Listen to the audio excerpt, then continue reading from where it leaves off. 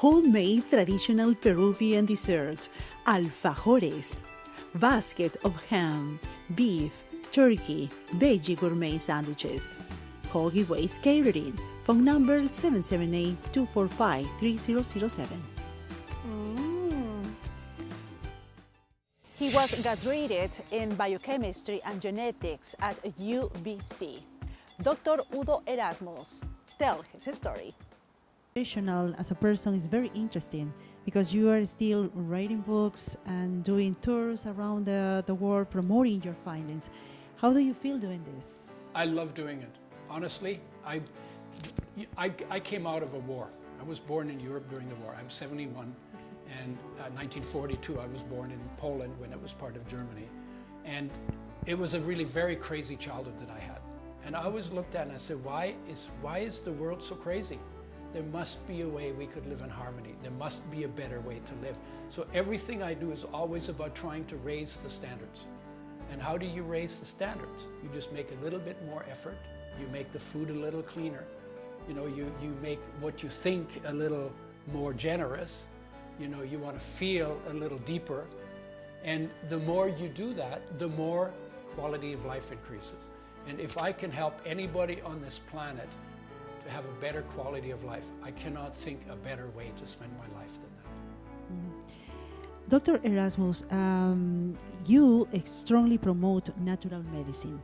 How do you see the traditional medicine in nowadays? First of all, I have to correct something. What we call traditional medicine is a fad. It's a fad. It's only been around for 300, 500 years. Messing with chemicals that are not part of nature. Taking drugs that are patented that make lots of profit, but that actually don't belong in the body because they're poisons to the body. That's why they have side effects.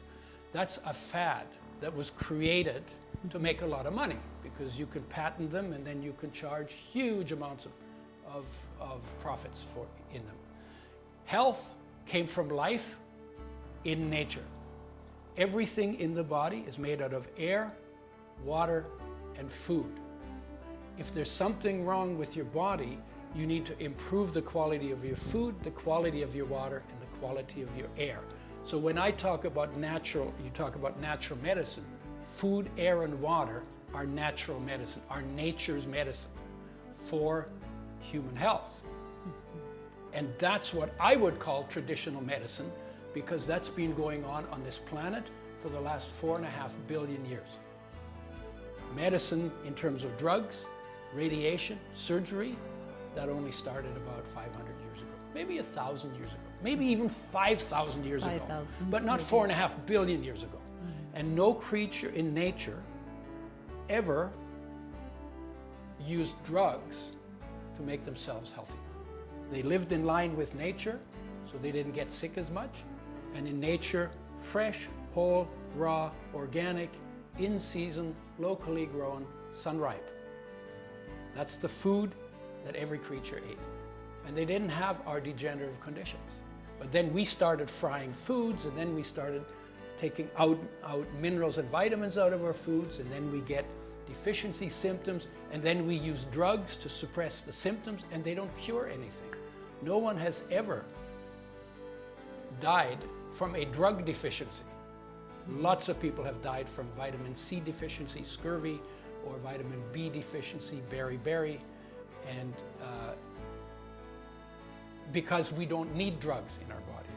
What we need is we need nature in our body.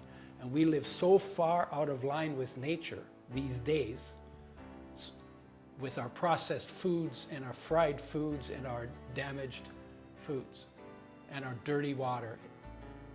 That's where most of our diseases come from. It is interesting when we see in this picture Udo's food plate. Can you explain us that, for example, that picture who has 55% of vegetables, fruits, carbs? Udo's food place is, well, there's a food plate that was put together by the U.S. Department of Agriculture. It's like a rainbow plate, actually. Yeah, and I don't like what they do. They had a food pyramid, and I didn't like their food pyramid, so I made my own.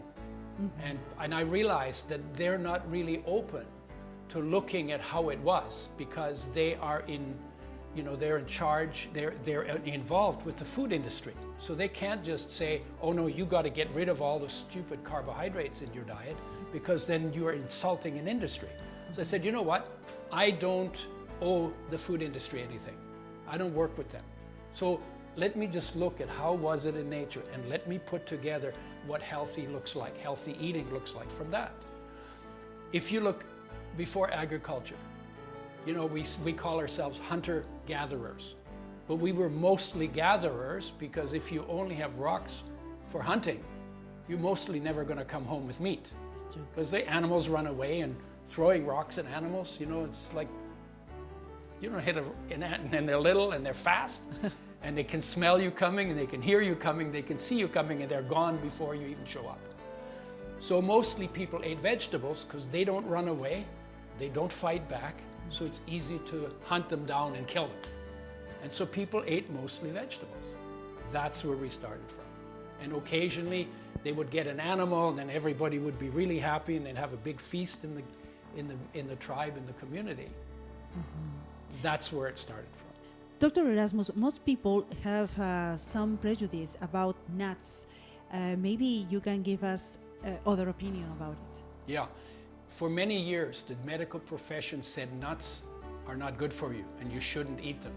And they said that because they thought fats are bad and therefore we should not eat so much fat. But the research consistently through the years, and especially more recently, has shown that eating seeds and nuts is associated with a longer life, not a shorter one. The issue is whether the nuts and seeds are fresh. You want them not roasted, because that burns them, that creates toxic molecules. You don't want them salted.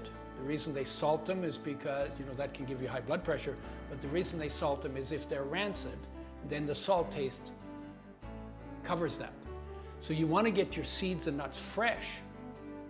And when you eat seeds and nuts, they have good protein in them, they have good oils in them, they have minerals in them, they have vitamins in them, and actually they're very concentrated sources of the essential nutrients.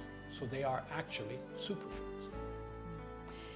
Our followers are they are immigrants. So what will be your message for all those immigrants that sometimes they don't have time to eat correctly?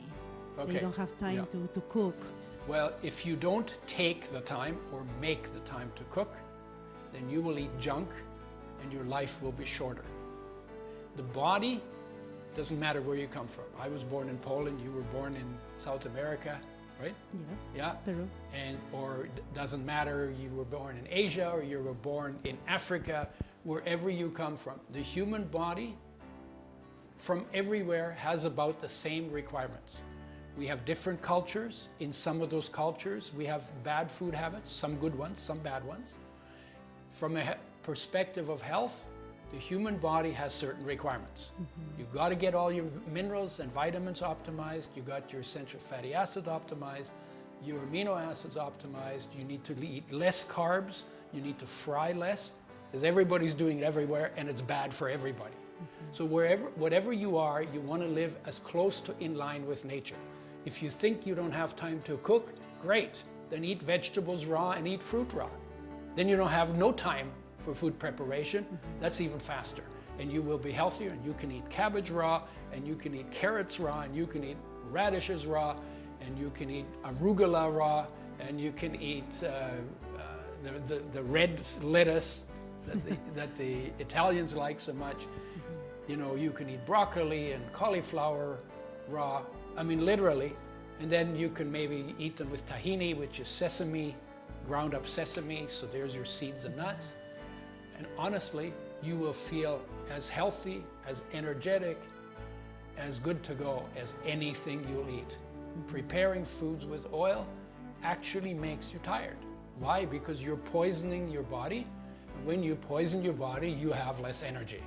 Makes sense, right? If you get really poisoned, you die. That's zero energy. If you do it only a little bit poisoned, then you just feel tired. And from my experience, when I eat a lot of fried food, burnt food, and I used to eat more than I do, I would feel tired. If I eat too many carbohydrates, I'd get energy, and then I'd get tired. And I always feel most clear in my head, most energetic in my body when I eat lots of fresh vegetables, a little bit of fruit, as natural in their natural state as possible, as little cooked, as little fried as possible. Before closing this interview, we would like to know what is your secret to get that energy? My secret? Your secret, because Well, you told us Yeah, you were born in 1942, so Yeah. you are 71. 71 Yeah. years old. So, and you are a splendid person. Like Yeah. whoever see you is like what an energy you have. So, Okay. what is your secret, There Dr. are Udo two. Erasmus? One of them, we've talked about the physical part, is eating in line with nature. But there's a second. There's an energy that keeps us alive. It's called life. It's an energy. When that energy separates from the body's finished, right? In fact, a death that's what defines death, that the energy of life separates from the body. And the body goes horizontal and the energy becomes invisible. That energy doesn't disappear. But while that energy is in my body, that is my energy, that is my power. When I spend time focused on that energy, I'm in touch with all my power, right? What we tend to do is we spend a lot of time in our head thinking about this and thinking about that, and then we're conflicted, and then we're confused, and a lot of our energy goes into dealing with all of our conflicts and confusions. That's where our energy goes. So people sometimes ask me, where do you get your energy from? How come you have so much energy? And my answer is, I know who I am. I'm not confused about what I'm here for. So I don't spend a lot of time fighting with myself. And when we can do that, literally, we'll discover we have way more energy than we thought we did. We just need to get in touch with it and be in touch with it and live in touch with it. Thank you so much for giving us this healthy interview. Thank you. To our audience too. Thank you so much, Thank you. Dr. Erasmus, to be My here. pleasure. Words with different pronunciation and meaning, but same spelling. Produce, produce. Record, record. Next on our gentle guide to Canadian English accent. Hi, I'm Gwen Pawlikowski, and this is your gentle guide to Canadian accents. Let's talk about some of the differences in pronunciation when we talk about the same word, the word that's spelled the same but pronounced differently in different situations. And for example, I'm thinking of the word record. So sometimes we say it like record with the stress on the first part, and then other times we say record with the stress on the second. What's up with that? Why do we sometimes say record and other times we say record? Well, let me explain. What you might notice is that record, where we stress the first part, that's talking about a thing. In grammar terms, we call that thing a noun. So if we talk about your school file, all of the information that's on you, that's a record. So we're stressing first part, that's your record. If we talk about maybe taking notes or maybe pressing the red button on your camera, then that is going to be record. Notice that we stressed the second part of the word. Now, this happens with a lot of two-syllable words like record and record. Think about the word present, right? Notice I'm stressing the first part. Present. That's a gift. Lovely thing to receive. Present. But we may also talk about the word present. In that case, it's no longer a thing. Now it's become an action. So I would like to present blah, blah, blah. So that case we mean introduce or show, present something. Another example is the word conduct. Conduct means your behavior. So someone could have good sportsman-like conduct or bad conduct. Again, stressing the con in conduct, that means the thing. But if you want to make it the action, then we're going to say conduct. And we're going to stress and really pull out the vowel in the duct part, the second part. All right, one last example is desert. Desert, where we stress the first part. That's a dry area, maybe the Sahara Desert or the Mojave Desert. But we can take that same word and stress the second part and it becomes an action. Desert, right? In that case, it means to leave, right? To leave someone behind, to desert the army or to desert your family. So that's why sometimes the same word will have totally different pronunciations. If we're stressing the first part, it's often because it's being used as a noun. If we're stressing the second part, it's often because we're using it as a verb.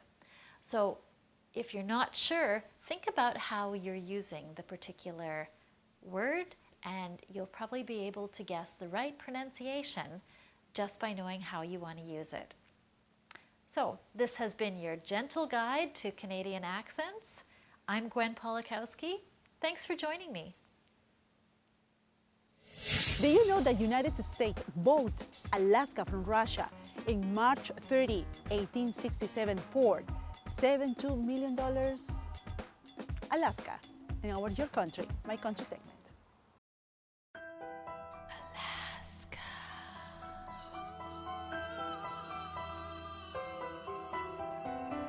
In a dream I saw her calling me. I heard her voice enchanting, come and see.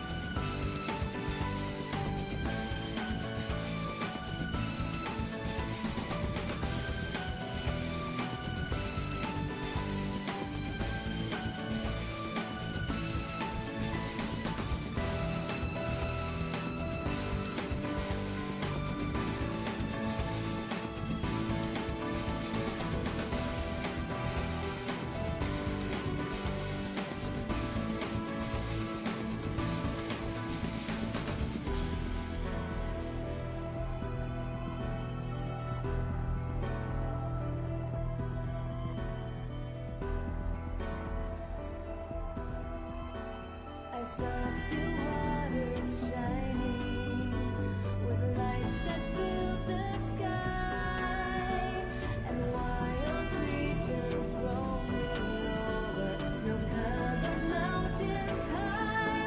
If you can't find me, I'll have gone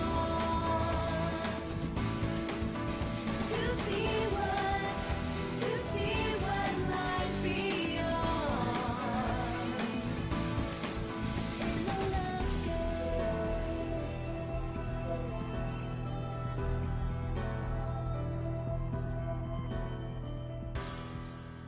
Alaska.